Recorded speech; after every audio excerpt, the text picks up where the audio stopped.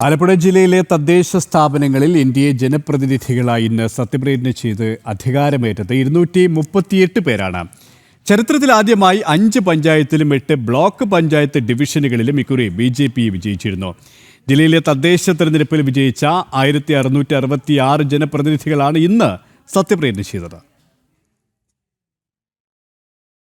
ആലപ്പുഴ ജില്ലയിലെ 72 ഗ്രാമപഞ്ചായത്തുകളിലും 6 നഗരസഭകളിലും 12 ബ്ലോക്ക് പഞ്ചായത്തുകളിലും 24 ഡിവിഷനുള്ള ജില്ലാ പഞ്ചായത്തിലും പുതിയ ജനപ്രതിനിധികൾ സത്യപ്രതിജ്ഞ ചെയ്ത് അധികാരമേറ്റു.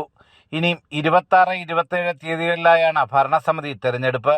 അതിനുശേഷം ഓരോ ഭരണസമിതിയും യോഗം കൂടി സ്റ്റാൻഡിംഗ് കമ്മിറ്റി തെരഞ്ഞെടുപ്പിന് തീയതി നിശ്ചയിക്കും.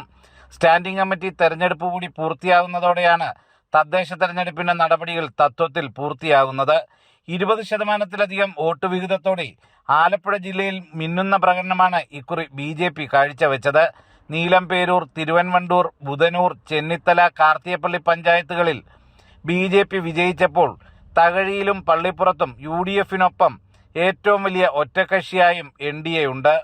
എന്നാൽ ജനഹിതം മാനിക്കാതെ UDF-ഉം LDF-ഉം കൈകോർത്ത് NDAയെ അധികാരത്തിൽ നിന്നും ഒഴിച്ചു നിർത്താനുള്ള നീക്കമാണ് ജില്ലയിൽ ഉടനീളം നടക്കുന്നത്. ഈ കഴിഞ്ഞ തദ്ദേശ സ്വയംഭരണ തെരഞ്ഞെടുപ്പിൽ ജനങ്ങൾ ഭാരതീയ ജനതാ പാർട്ടിക്കും ദേശീയ ജനാധിപത്യ സഖ്യത്തിനും അനുകൂലമായിട്ടാണ് വിധി എഴുതിയത്. 14-ൽ 7 സീറ്റ് നേടിക്കൊണ്ടാണ് ഈ ചരിത്രപരമായ വിജയം ദേശീയ ജനാധിപത്യ സഖ്യം നേടാൻ സാധിച്ചത്. ഇന്ത്യ സഖ്യവും അതുപോലെ തന്നെ അവിയൽ മുന്നണി എതിർത്ത് നിൽക്കുന്ന ഒരു സംവിധാനത്തിൽ എല്ലാവരും കൂടെ ചേർന്നുകൊണ്ട് ഈ ജനഹിതത്തെ അട്ടിമറിക്കുന്നതിനുള്ളൊരു ശ്രമം ഒരു കാരണവശാലും നിങ്ങൾ എടുക്കരുതെന്നുള്ളതാണ് അഭ്യർത്ഥന. ഈ നാട്ടിലെ ജനങ്ങളുടെ ജനഹിതത്തെ മാനിക്കാൻ ഈ നാട്ടിലെ ഇടതുപക്ഷവും വലതുപക്ഷവും തയ്യാറാവണം എന്നൊരു അഭ്യർത്ഥന മാത്രമാണ് പൊതുജനങ്ങൾക്ക് വേണ്ടി ഞങ്ങൾക്ക് നൽകാനുള്ളത്.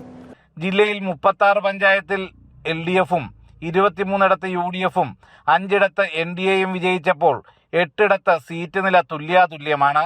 6 നഗരസഭകളിൽ 4 UDF-ഉം 1 LDF-ഉം വിജയിച്ചപ്പോൾ ആലപ്പുഴ നഗരസഭയിൽ സ്വതന്ത്രൻ പിന്തുണച്ചാൽ UDF-ന് ഭരണം പിടിക്കാമെന്ന സ്ഥിതിയാണ് ഉള്ളത്.